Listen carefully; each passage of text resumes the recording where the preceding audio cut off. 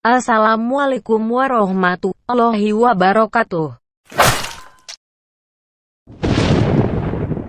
Pertanyaan, bagaimana sikap kita jika ternyata MUI mengeluarkan fatwa bahwa vaksin COVID-19 haram, sementara pemerintah mewajibkannya? Makan babi itu haram, tapi makan babi belum tentu haram. Babi, anjing, maaf, itu haram. Tapi makan babi dan anjing bisa jadi halal. Kapan dia jadi halal? Ketika kita masuk ke dalam hutan, dan di hutan itu pilihannya cuma dua. Pisang tidak ada, gandum tidak ada, ubi tidak ada, pilihannya cuma dua. Makan babi atau mati. Maka dalam Islam kita tidak disuruh pilih mati. Justru haram memilih mati. La tulqu biaidikum ila tahlukah. Tidak boleh kamu menjerumuskan dirimu ke dalam kebinasaan. Oleh sebab itu ada kaidah namanya akhafud dararain, memilih mudarat teringan ketika ada dua mudarat. Maka dalam hal itu makan babi lebih ringan daripada mati. Oleh sebab itu vaksin-vaksin yang lain pun sampai hari ini tidak ada fatwa halalnya karena ada unsur babi di dalamnya. Oleh sebab itu kenapa ketika orang mau berangkat haji dia tetap divaksin, maka fatwa MUI tentang vaksin haji, tentang vaksin yang lain itu pun sebenarnya adalah bukan halal vaksinnya, tapi boleh menggunakannya karena darurat. Begitu juga dalam kasus vaksin ini. Kalau memang ditemukan ada vaksin yang dipakai nanti di seluruh dunia, bukan vaksin yang dijual hanya karena kasus tertentu, maka jelas bahwa dia terbuat dari unsur babi, maka tidak ada yang menghalalkannya, sama seperti vaksin yang lain. Akan tetapi dibenarkan untuk dipakai karena pilihannya kita tidak boleh memilih mati. Demikian. Wallahu a'lam. Terima kasih Pak Ustadz. Pertanyaan dari Saudara Martinus Imansa. Izin bertanya Pak Ustadz, apakah memang ada pandemi corona ini dalam Al-Quran dan kapan berakhirnya pandemi ini? Terima kasih Ustadz. Suatu ketika Umar bin Khattab berada di sebuah lembah. Ada gunung, lalu ada tanah yang landai, lembah. Di lembah itu terjadi suatu wabah, penyakit. Lalu kemudian Umar bin Khattab mengajak pindah ke lembah yang satu lagi. Kata Umar bin Khattab, mari kita lembah. Sahabat yang lain mengatakan, ini takdir Allah, kenapa kita tidak terima saja? Kata Umar bin Khattab, kita pindah dari takdir yang tidak baik kepada takdir yang baik.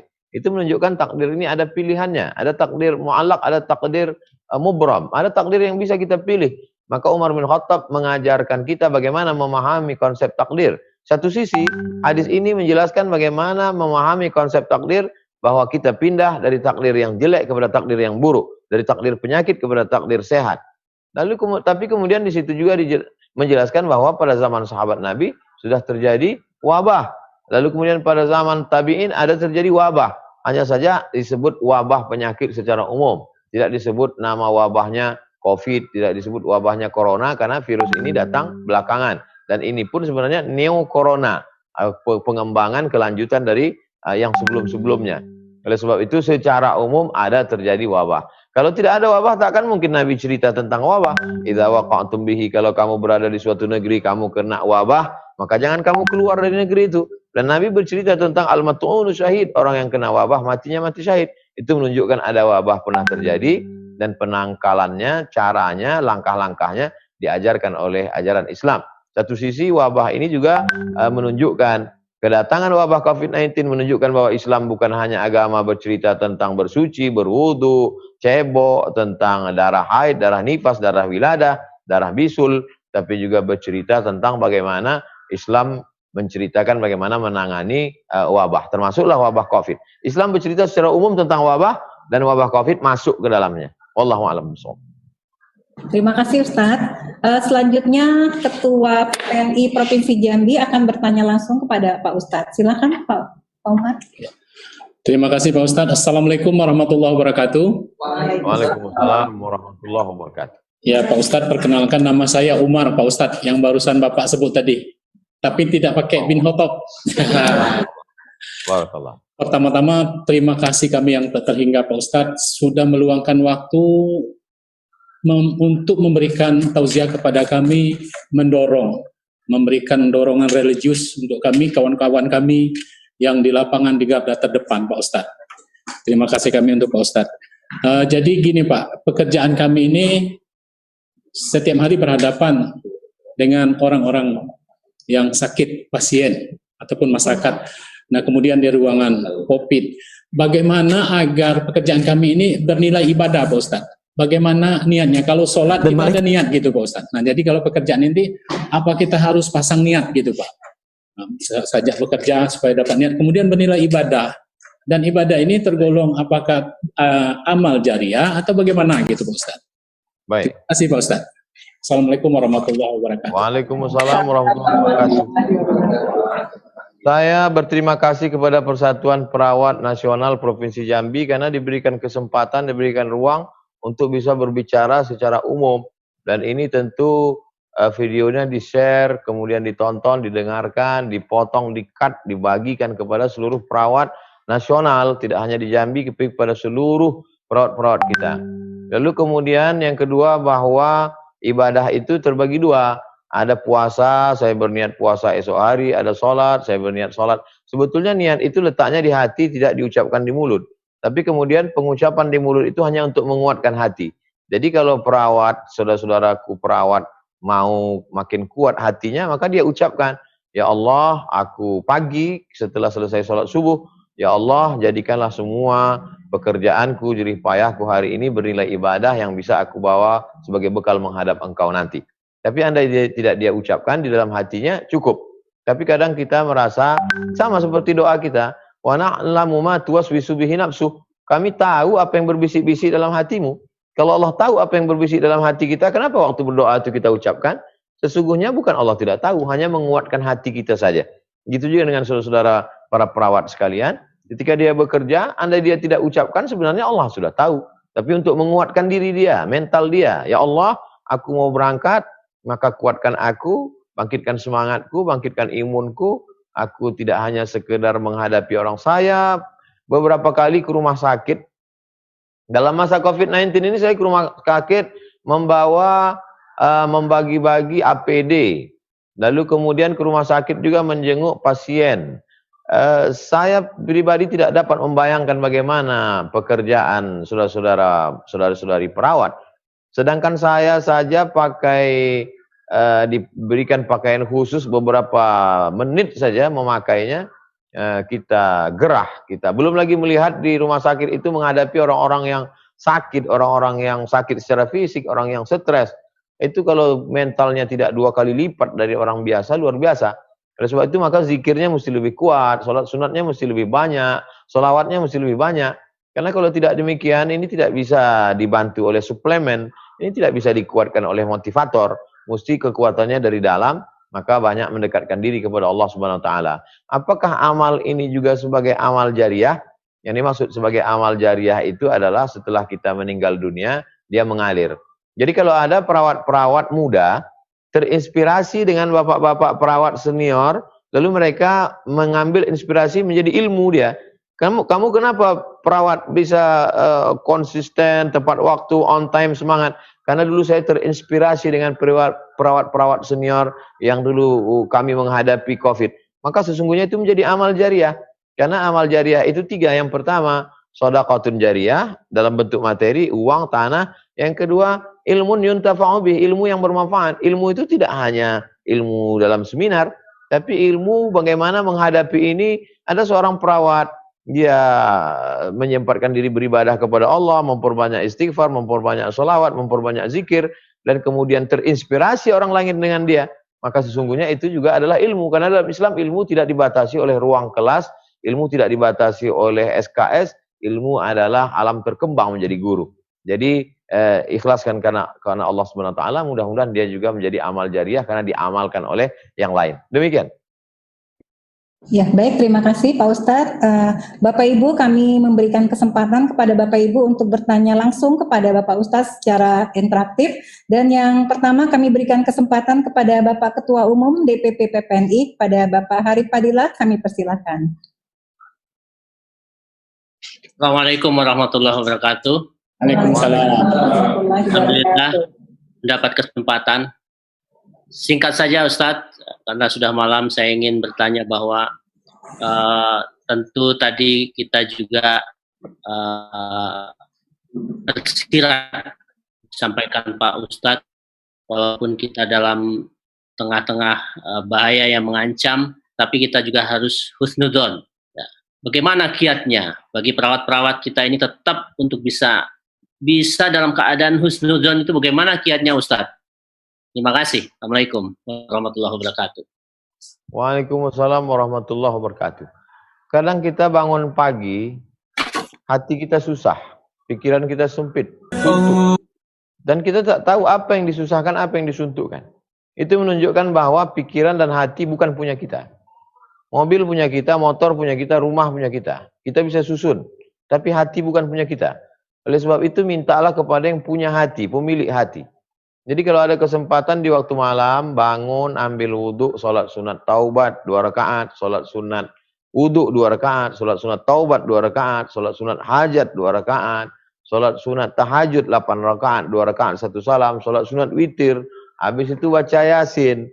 Jangan pernah meninggalkan baca yasin setiap malam. Lalu setelah itu kemudian istighfar menjelang subuh. Ini amalan-amalan inilah yang menguatkan itu. Tidak ada lain yang menguatkan itu. Makanan tidak menguatkan, suplemen tidak menguatkan, motivator tidak menguatkan, psikolog tidak menguatkan, obat tidak menguatkan. Yang menguatkan hanyalah ibadah kepada Allah Subhanahu wa taala. Lillahi ma fis samawati wa ma fil ardh. Qalbul mu'min baina asabi'ir rahman.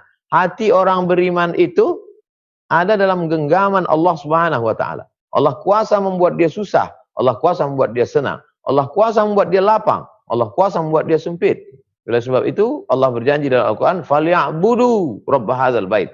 Banyak-banyak beribadah kepada Allah. Di sujud itulah aqrabu ma yakunul 'abdu min rabbih fa huwa sajid. Orang paling dekat kepada Allah ketika dia sedang bersujud. Di sujud itulah banyak mengadu kepada Allah. Ya Allah, aku ini perawat, tugasku banyak. Di rumahku ada ayah, ada ibuku, orang tua. Kalau aku pulang ke rumah, aku takut mereka terkontaminasi bakteri, virus. Kalau aku pulang ke rumah, anakku. Aku meninggalkan suamiku kalau dia perempuan. Suamiku di rumah, buat dia sabar, tenangkan hatinya. Di rumah sakit ini aku berhadapan dengan orang sakit, sakit fisik, sakit mental. Kuatkan aku. Saya mengalami beberapa hal dalam kehidupan dari mulai kuliah dulu, kemudian dalam berdakwah, dalam situasi politik, dalam tekanan, dan lain sebagainya. Tidak ada yang memberikan kekuatan itu kecuali Allah Subhanahu wa taala. Oleh sebab itu maka dekatkan diri kepada Allah Subhanahu wa taala. Kata Nabi kepada Abu Bakar, la tahzan, jangan kau sedih. La tahzan, don't be sad. La tahzan, jangan kau susah hati. Innallaha ma'ana. Allah ada bersama kita. Apa yang diucapkan Nabi Musa ketika akan menyeberang Laut Merah? Nabi Musa berkata, kalla inna ma'iya rabbi. Bersamaku ada Allah. Bersamaku ada Allah Subhanahu wa ta'ala. Kalau kita bersama dengan Allah, maka segala kesulitan, kesusahan kita ditolong oleh Allah Subhanahu wa ta'ala. Semakin dekat kita kepada Allah, semakin kuat ingatan kita kepada Allah, semakin banyak zikir, tasbih, tahmid, takbir kita kepada Allah, maka sebegitu jugalah. In atani yamshi ataituhu harwalah, kata Allah SWT. Kalau hambaku itu datang kepadaku berjalan kaki, aku akan mendekat kepada dia dengan berlari. Idza taqarraba alayya 'abdi shibran, kalau hambaku itu mendekatkan diri kepadaku sejengkal, maka taqarrabtu ilaihi dhira'an, aku akan mendekatkan kepada dia sehasta. Sejengkal dia mendekat kepadaku, kubalas dengan sehasta. Sehasta dia mendekat kepadaku, ba'an, taqarrabtu ilaihi ba'an. Aku akan balas dengan selengan panjang. Artinya apa? Allah membalas segala yang kita lakukan itu. Jadi membaca buku penenang jiwa, membaca apapun, itu semuanya pada saat sulit, yang paling menguatkan kita adalah ibadah mendekatkan diri kepada Allah Subhanahu wa taala. Istighfarnya mesti lebih banyak, selawatnya mesti lebih banyak. Kalau kami yang di luar rumah sakit ini selawatnya 100, maka perawat-perawat mesti 200. Karena dia berhadapan langsung. Saya tiap malam membaca Yasin, tak pernah kosong, setiap malam. Jadi kalau saya yang di luar rumah sakit baca Yasin, maka kalau begitu bidan perawat-perawat mesti membaca siang malam.